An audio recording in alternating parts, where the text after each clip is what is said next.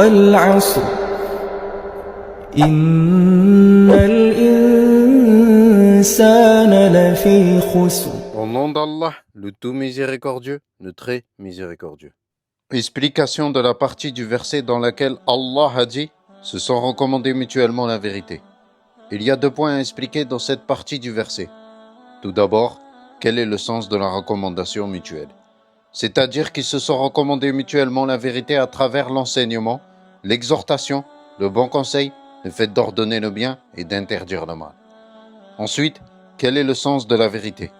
Dans ce verset, le sens voulu par la vérité est le fait d'appliquer toute la législation d'Allah, la foi en lui et en son unicité, le fait d'appliquer tout ce qu'il a légiféré, que ce soit ce qui est obligatoire ou recommandé, et de s'écarter de tout ce qu'il a interdit, que ce soit dans le sens de l'interdiction ferme ou du caractère détestable.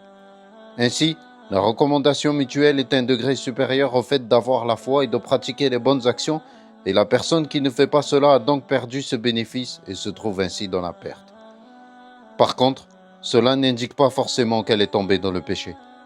En effet, en fonction de la situation, ordonner le bien et interdire le mal peut être soit une obligation pour chaque individu, fard ayn, soit une obligation collective, fard kifaya, soit recommandé sans être obligatoire, mustahab. Remarque numéro 3.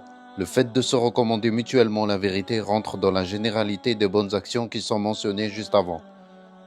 Ainsi, pour la seconde fois dans cette sourate, Allah a mentionné le précis après avoir mentionné le général.